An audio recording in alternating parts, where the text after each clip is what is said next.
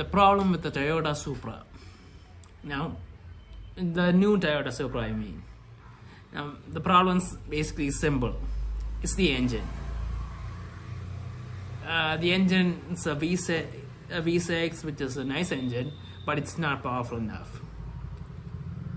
Now, I say that because of the previous generation Supras, the ones from the 2000s.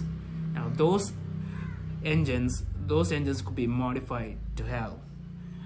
And people could easily modify them to create 1,000 horsepower. And that's what made those cars legendary. I mean, the limit of the car depended on the person.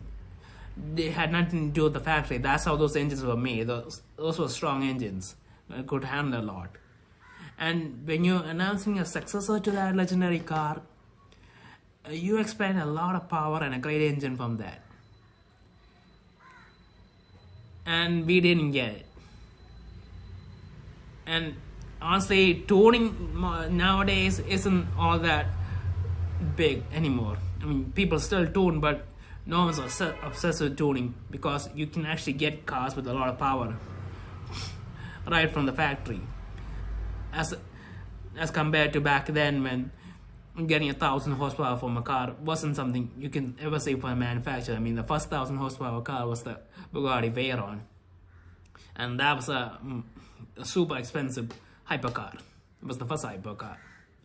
So yeah, and Toyota wanted to make a successor to Supra. Fine, sure, they want to capitalize on the name and make a new car that people want to buy, but they had to nail one main thing, and that was the engine.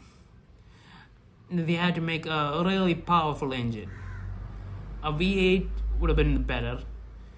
A V8 that puts out 800, maybe 1,000 horsepower. If they tune it enough, I mean, they technically could do it. They put a lot of work into it. But yeah, it needed to be a powerful engine, and the Supra just didn't have that. Now the current Supra has a V6 which has 380 something horsepower. It isn't bad for an engine, but come on, that's not enough. You need a lot more power, and Toyota's a brand who has the resources to do that, but they didn't, and they put a small engine in a car. Now, looks wise, honestly, I think it looks good. It looks different. You could call it a successor to the former Supra if you want in terms of looks, but power was the main issue, and that's why when it came out, everyone was disappointed. It just doesn't have the same inspiring feel that the old ones gave. I mean, think about it. The old ones were tuned to make 1,000 horsepower when something like that didn't even exist.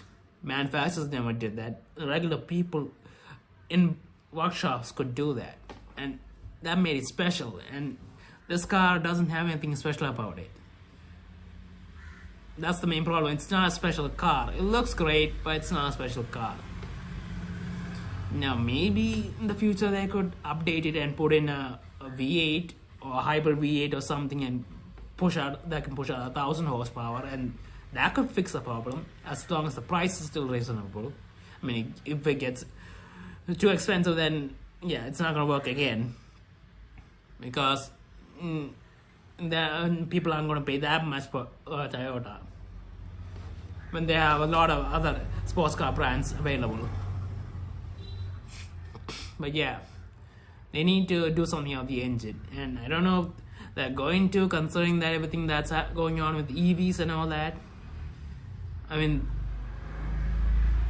yeah, I mean, Toyota are pretty focused on their hybrid systems, but I think they're more focused on about efficiency. But I guess they could tune it to make a way that they could focus more on power while keeping the emissions down.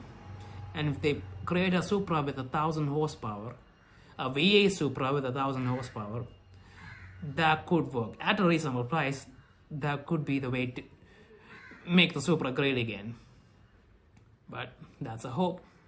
So yeah, that's the problem with the Toyota Supra.